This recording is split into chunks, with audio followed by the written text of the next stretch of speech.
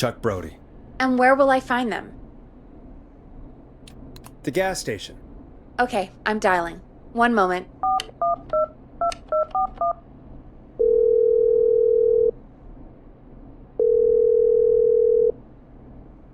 Hello? Chuck Brody!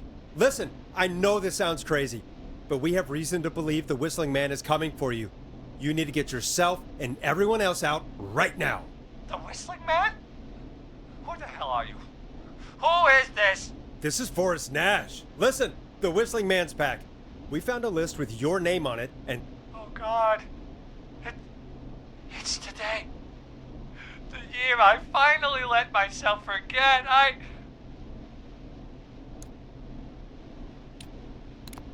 it's today. What happened today?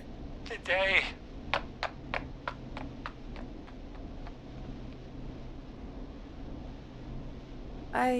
I think he ran off. Well, fingers crossed that Chuck...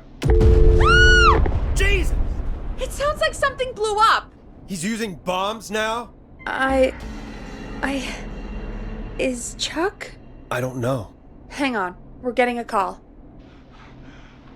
Hello? Chuck? Chuck! Forrest!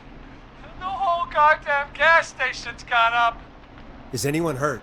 I don't think so. I got everyone to follow me out. The town's only ambulance was blown to hell, though. Yeah. Damn it, that fireball threw me. I've got to get to the hospital. I'm not feeling great. Forrest, man, I can't thank you enough, but... Damn, I gotta go. Wait, Damn it. We lost him. What was that about today? Oh, Forrest, the call board is lighting up. Get us into some music while I deal with this.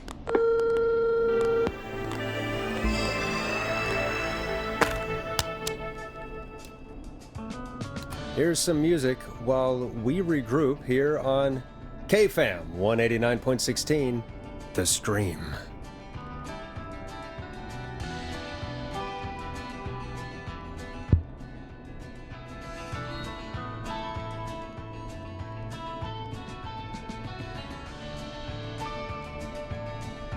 There's gotta be more in the basement to show us who Clive is targeting.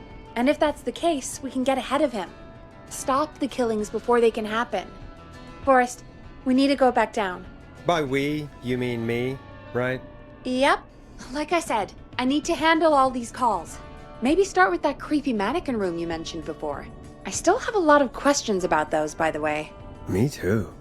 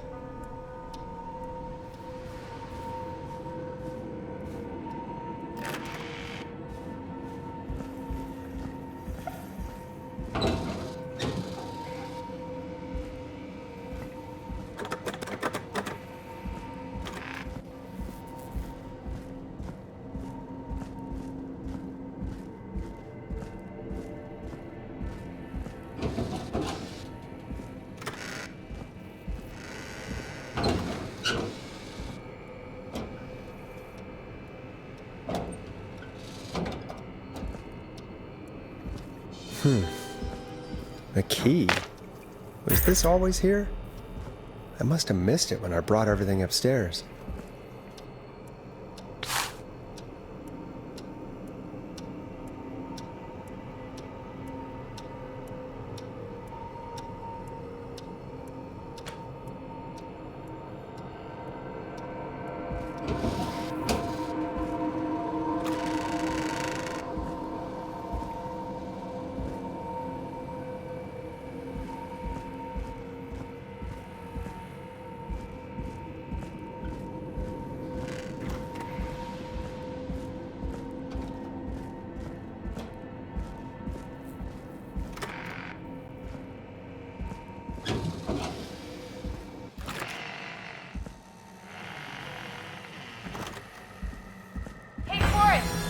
Peggy, give me some warning before yelling down the intercom.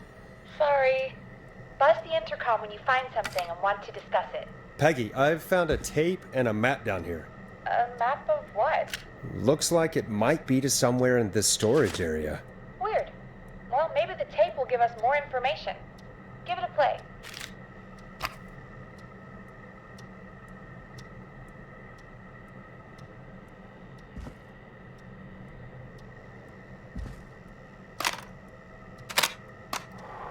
George Barrow, 1968.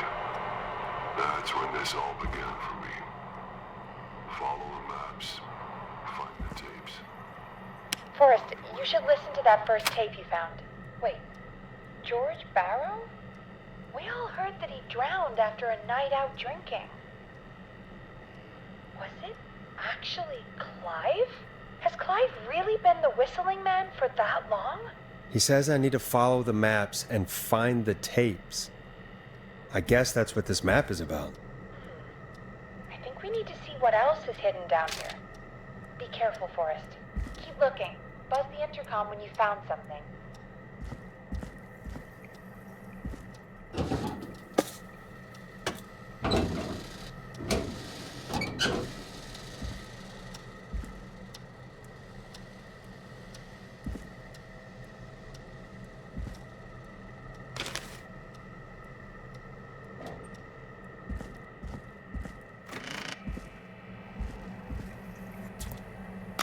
Time of autopsy is 7 a.m.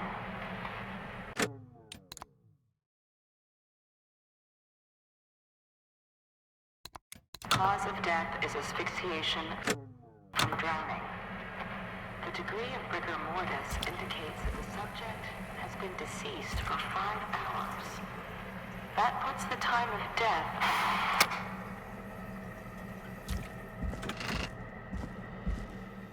What have you found, Forrest? It's an autopsy tape. Doesn't say for who, but I think it must be for George. Poor George. He was so young. Something's bugging me, Peggy. What do you mean? I swear I recognize the voice of the woman talking on the tape. I just can't place it. Seriously? Do you think you've met her before?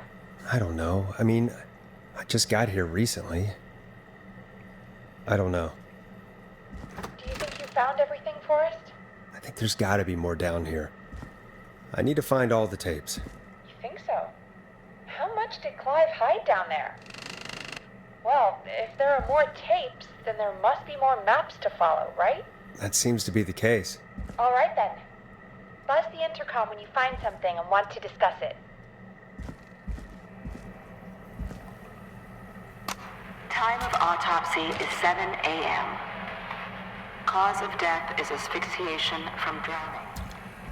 The degree of rigor mortis indicates that the subject has been deceased for 5 hours. That puts the time of death.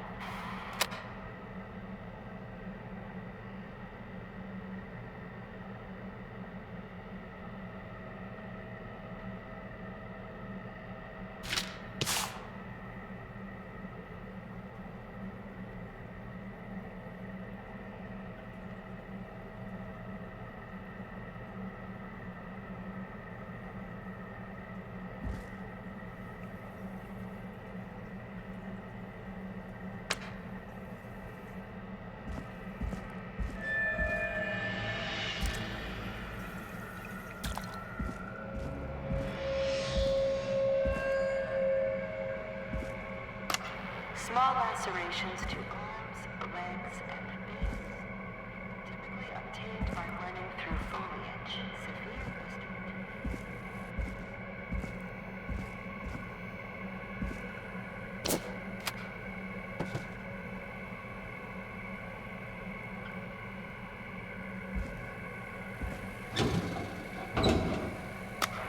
Additionally, there appears to be a post-mortem injury to the arm.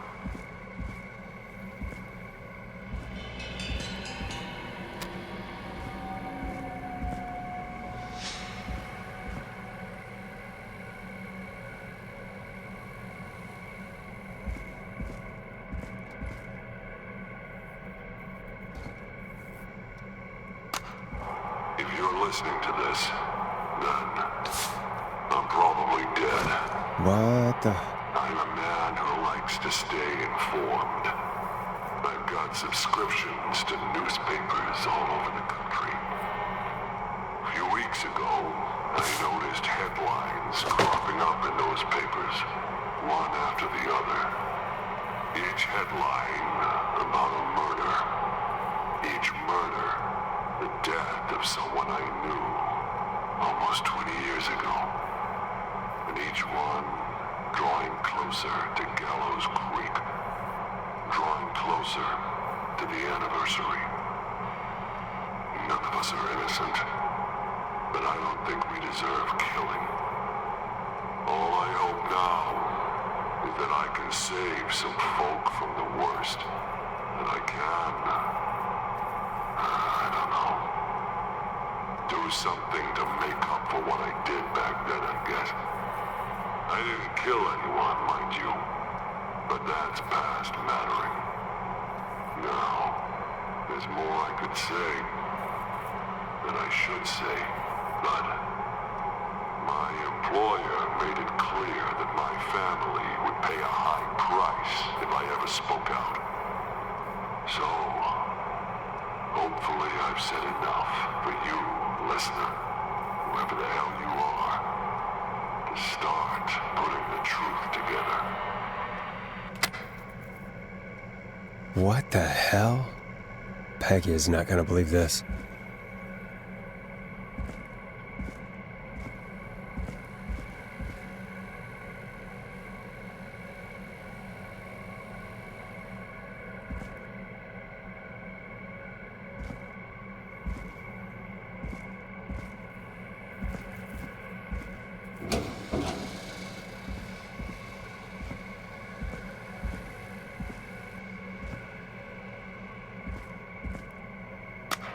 Preliminary toxicology results shows no signs of inebriation.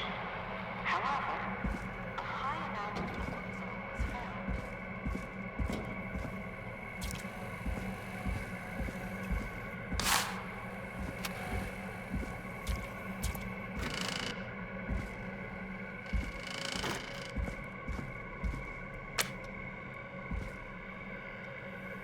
What have you found, Forrest? Found another tape. It talks more about how George died. What did it say? It sounds like he was running for his life. Sprinting through trees and bushes, getting cut up all over. What would drive someone to do that? I'm not sure yet. There's also a tape about a toxicology report. There were no signs of drinking or that he was on anything. What? But everyone said he went swimming drunk and drowned. It was in the newspaper and everything. I found a tape that introduces a new detail to the story. Post-mortem injury. Apparently, his arm got caught in a car door. A car door? Yeah, after he died. How do you suppose they can tell? How can they tell? I'm a radio producer, not a coroner. I think I found Clive's last recording. I think Clive might be gone. Gone? I found a confession. Not for any killings, but for playing a part in covering up George's death. He left this behind in case he died. He hoped someone would find it. Do you think the Whistling Man already got him? Possibly. We've had a lot of callers tonight, but maybe not every victim made it to the phone, you know? We don't know how many there really are. Christ, Forrest, that's dark. I know, but Clive said he had read about other murders in other towns, and that the murders were all folks who knew about the incident. And the killings were getting closer to Gallows Creek. He said he wanted to do something good for once. The board in his office. He wasn't tracking people down to kill them. He was tracking them down to save them. Ugh, why didn't he just come out with all of this? He said his employer threatened his family if he spoke out about any of it. His employer? The one who orchestrated the cover-up? Oh, Clive. I'm sorry for thinking you'd killed all those people. Do you think you found everything, Forrest? I think there's gotta be more down here. I need to find all the tapes. You think so? How much did Clive hide down there? Well, if there are more tapes, then there must be more maps to follow, right? That seems to be the case. All right then. Buzz the intercom when you find something and want to discuss it.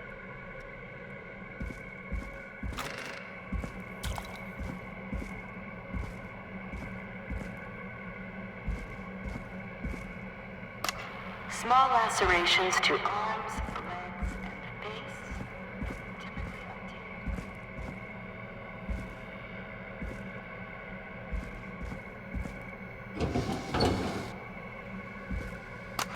Preliminary toxicology results shows no signs of inebriation. Additionally, there appears to be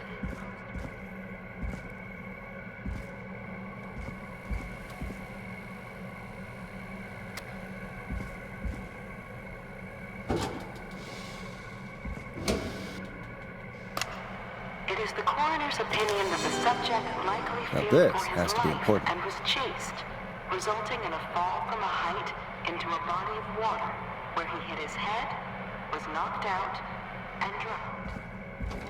Following that, he was moved.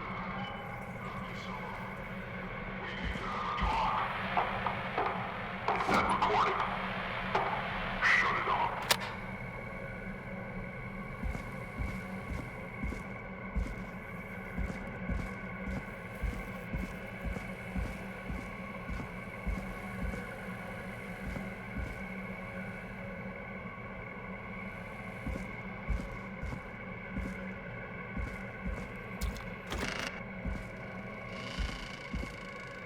What have you found, Forrest?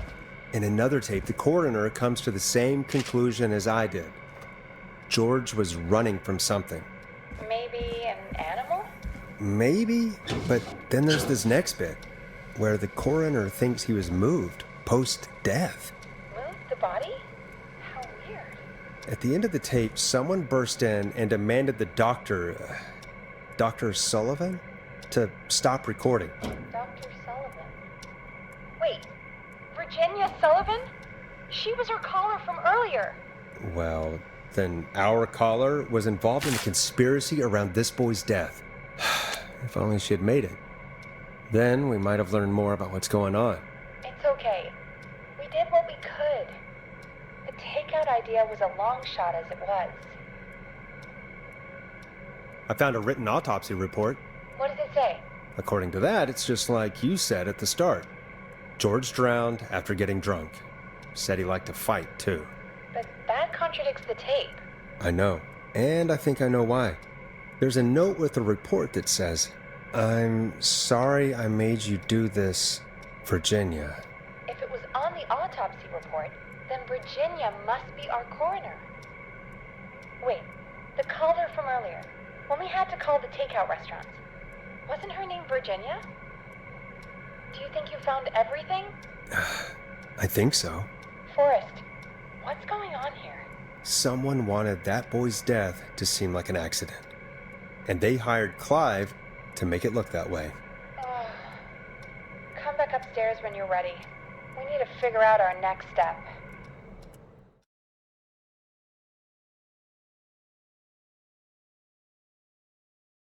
Thank God you're back, Forrest. I've been running out of stuff to pad our airtime with. Peggy, you work in radio.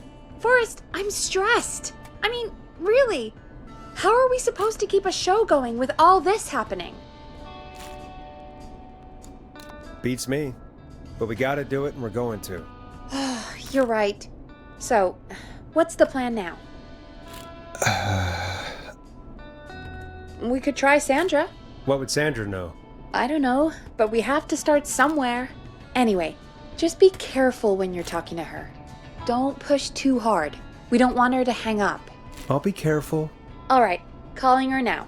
Hopefully she's at her jazz studio.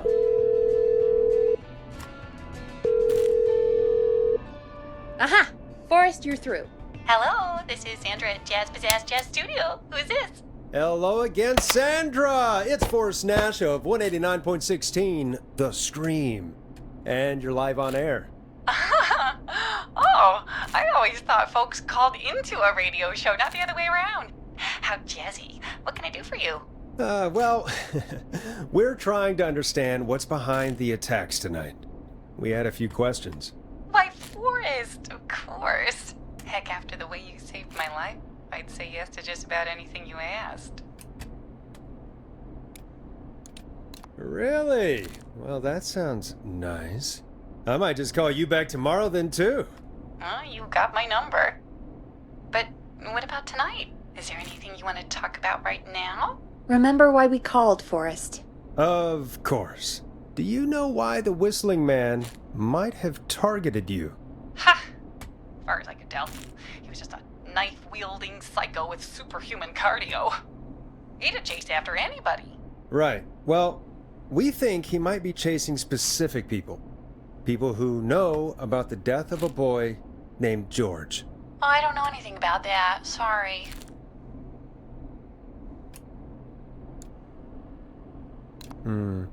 Have you had to keep quiet about anything? Any secrets you've had to keep? What would I have to keep quiet about? I don't know. I mean, could be that you've seen something or heard something. I never saw anything. And even if I did, what would that matter? And it was years ago. Sandra, are you okay? It was years ago. We know, Sandra. You do? You know about? Yes. Of course. This studio is my life. After I found the body in the river, I couldn't lose my studio. Do you understand? Sure. I understand. When the rent just kept going up, he said he'd stop if I just needed to keep quiet. And everything would be okay. Of course. We understand. I mean, it's not like I killed him. What was the harm in saying I found him in the reservoir instead of the river? Right? Right? I'm sorry. I can't do this. And she's gone. I don't think that could have gone any better. You truly did great, Forrest. Well, folks, if anyone out there has any thoughts on what's going on tonight, please call in. That's good timing. We've got a call waiting just this second. Welcome to 189.16 The Scream with me, your host, Forrest Nash. Hi, Forrest. I know this is really out of the blue with everything happening tonight. But I wondered if you could send a special birthday message to my uncle.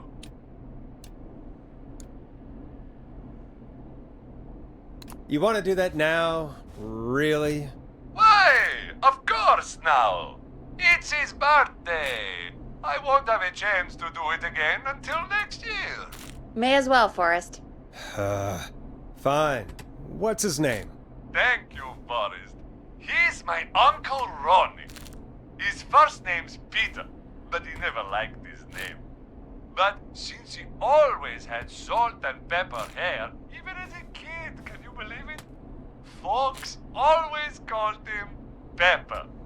Thanks for the history lesson. Is there anything besides happy birthday you would like to say to Mr. Pepper? Oh my god damn it!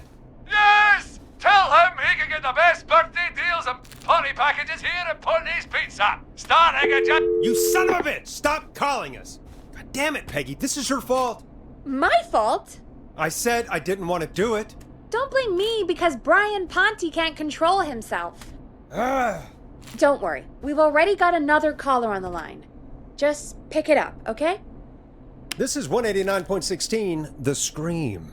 I'm Forrest Nash. You're on the air, caller.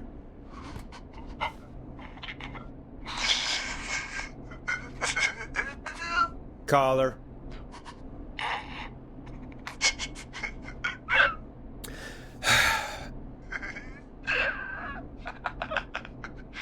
Ponte? Ponte's Pizza always delivers! Come rain or sleet or whistling man, we'll be there!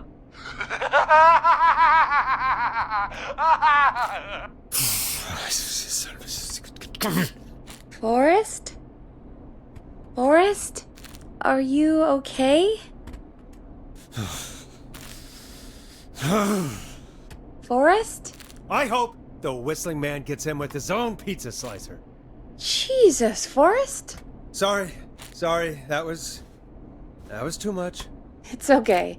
It's been a high-stress night. Don't worry about him anymore, okay?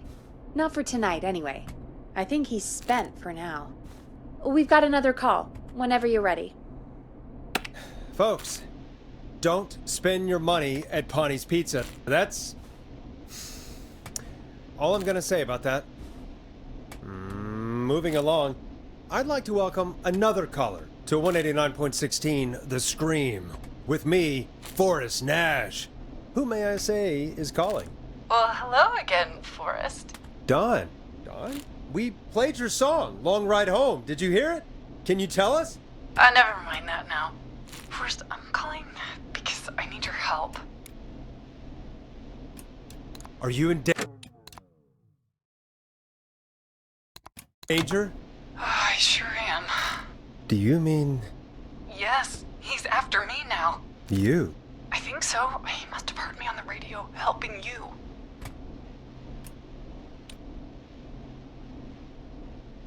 Right. Okay. Tell us everything. I was out following a lead, trying to work out who would be next, after Chuck. And what happened? And I started to feel like I was being followed. So I came back to my apartment building, but this newfangled security system has me locked out. I need you to help me get inside.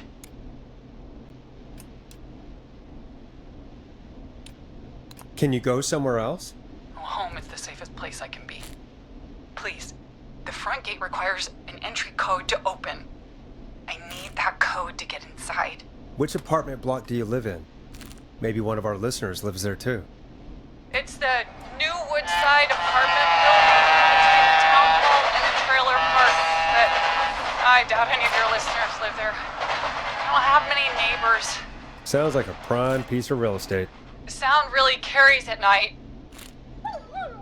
Shit.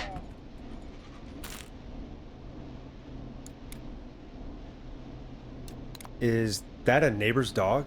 Yes, it is. Boy, I wish he'd muzzle that thing and... Oh. And now he's blasting David Scopo out of his window. This night can't get any... Don't sleep, man. He's coming down the street. I don't think he's seen me yet. Forrest, please. I need your help. I need the code for that security system, or I'm gonna die.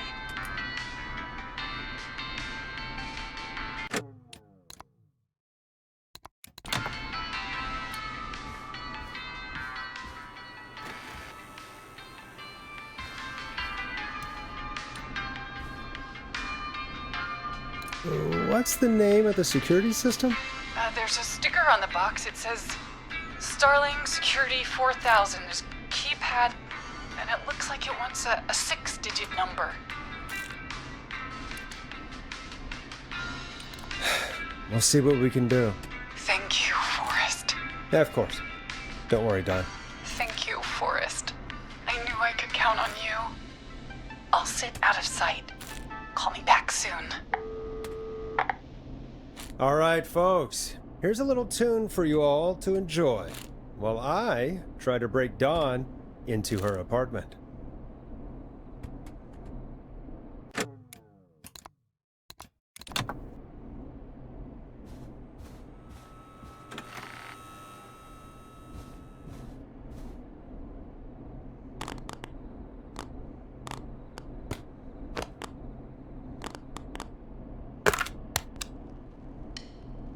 Here comes one of my favorites.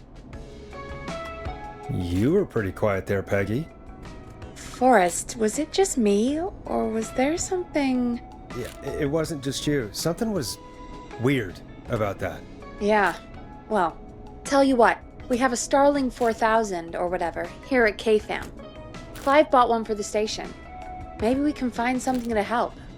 Well, I'm not sure who, but to help someone.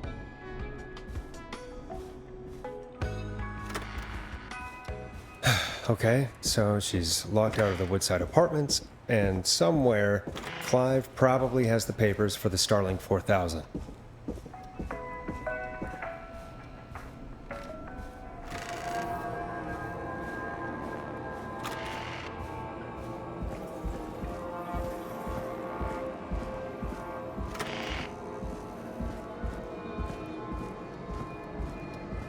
Starling 4000 user manual.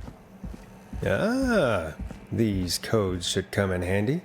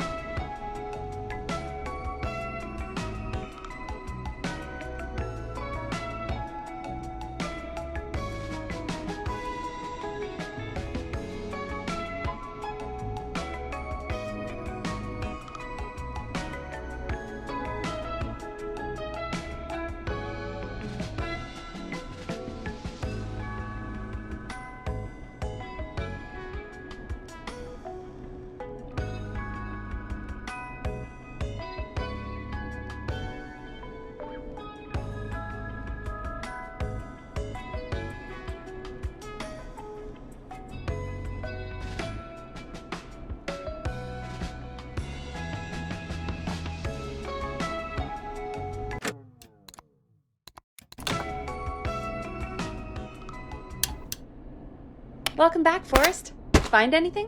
The Starling 4000 security manual. It's got a bunch of codes. Good. And did you find anything else? Nothing except the manual. All right.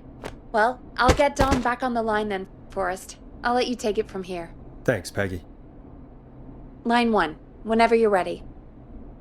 Dawn, are you there? This is Forrest Nash from 189.16, The Screen. Oh, thank God you're back.